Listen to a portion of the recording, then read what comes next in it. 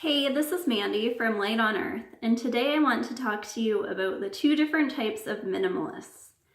So I have noticed that there are two main motivations for people to become minimalists. One is more likely if you read the Konmari method and are a woman, and that's the aesthetic kind of minimalism. And this type of minimalist is focused on making their living space ideal, whether that's to save them time, not having to look for things, or aesthetically for it to look like the most beautiful home they could possibly have. And they want to have their ideal space, like Marie Kondo talks about in her book about visualizing how you want your home to look. It's all about how it looks and how it feels. So this type of minimalist will spend money to replace things that they don't need to replace, but they'll, like in the KonMari method, if it no longer sparks joy or no longer looks nice, even if it's still functioning and serving a purpose, they will discard it and buy a new one. I'm not saying that's a good or bad thing to do. I'll talk about that more in the end. The second type of minimalist is the resource-saving minimalist. So this person could either be really frugal and be focusing on saving their money, or they could be an environmentalist and be focused on saving the planet's resources. So this type of person will usually, the goal of having the least amount of things in their house will come second to waste. So they might store containers to reuse for later and think nothing of that.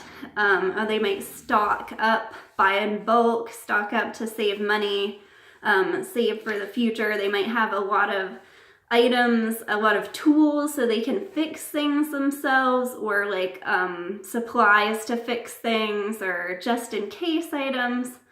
And so this person, you kind of think of hoarders as maybe doing that, but this person can be a minimalist too, in that they really don't buy a lot of items just to have them because they're concerned about their environmental impact or saving money.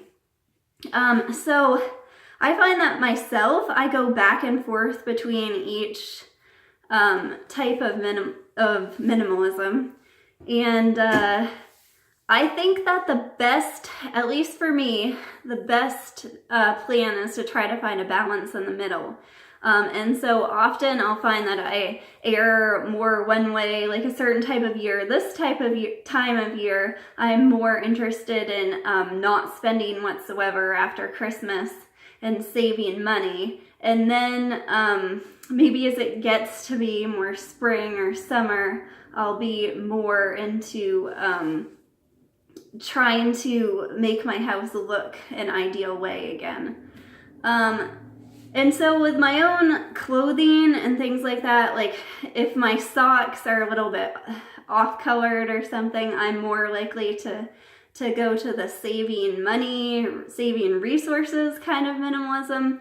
But I think that the Marie Kondo, the KonMari method has really opened my eyes to realizing what a difference it can make, just like in a way of taking care of myself, that I don't have to put up with something that I don't like, that no longer sparks joy, just because it would be a waste to get rid of it.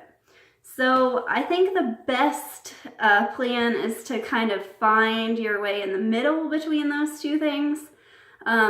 I know a lot of people read The Life-Changing Magic of Tidying Up, and they're just horrified about the discard aspect of it. But I do think it's true that if we don't minimize things and don't see the sheer volume of what we have, that will continue to accumulate them, even if we think we're minimalist and we think we're saving money doing that. So I don't know. Let me know what you think. This is just a bunch of thoughts of how to find a balance here, and it's something that I work towards too. Thanks for watching today. Bye.